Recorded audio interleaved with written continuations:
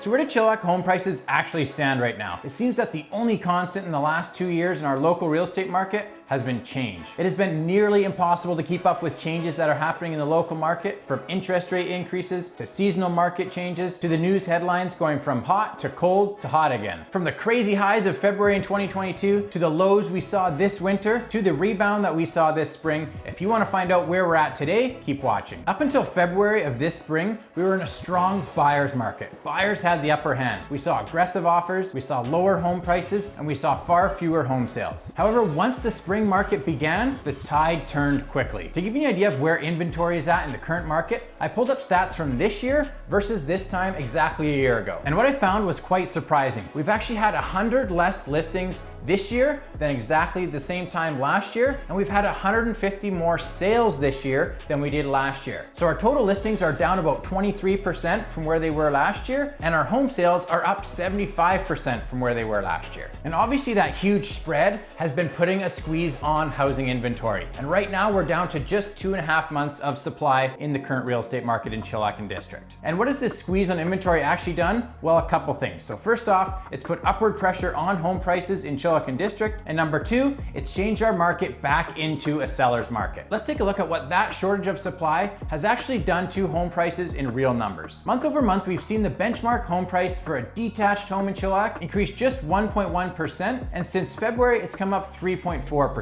Similarly, the benchmark house price for a townhouse in our community has increased about 4.6%. Now, those numbers give us an idea of what's happened in the last few months, but what about what's happened since the peak of the market in 2022? From the absolute peak of the market in February 22 to the absolute bottom of the market in January of this year, we saw home prices correct anywhere from 25 to 27%, depending on home location and home type. Since then, home prices have rebounded and increased about 6% for detached and for townhouses. As for where we sit in the current market, it's fair to say that home prices are about 20% lower than they were at the peak of the market. And now everyone's favorite part, what do all these numbers mean for you? First, I'll speak to sellers. Sellers, we are in a seller's market. In my last market update, I talked about how sellers may be reluctant to sell their homes because they're locked into a low interest rate and they don't want to lose that. But there are two factors at play that could bring us back to more of a balanced market or even into a buyer's market, and those are higher interest rates and higher inventory. Of course, if we see more sellers bring their homes to market to take advantage of that increase in house price that we've seen over the last few months, that could bring us back into more of a balanced market. As for interest rates, we saw a small increase of 0.25% in May, and there's talk of another increase coming. If we see another interest rate increase, of course that can affect buyers' affordability, but it can also affect just buyer confidence and market confidence in general. So my advice to you is that if you intend to sell your home in the next few months, that rather than waiting until August or September to list your home, strike while the iron is hot, while you know that there's buyers out there in the market looking for homes, simply because we do not know if the Bank of Canada is going to increase those interest rates on us one more time. And now for buyers. As I've shared in my summary of what's happened in the local real estate market here in the last 2 years, we're still enjoying home prices that are about 20% less than what we were seeing at the peak of the market in 2022. So for this month, my advice to buyers is to rise above the emotion of the market and to not make decisions based on fear. Whether that's fear of missing out, overpaying for a property, or that's fear of what's gonna happen next year or the year after that, things that are really just out of your control. Rather, ask yourself whether you're able to purchase, whether you can afford it, whether you're willing to purchase, and whether you plan to stay there for more than just a couple of years. Also remember that once the government achieves its goal of bringing inflation in check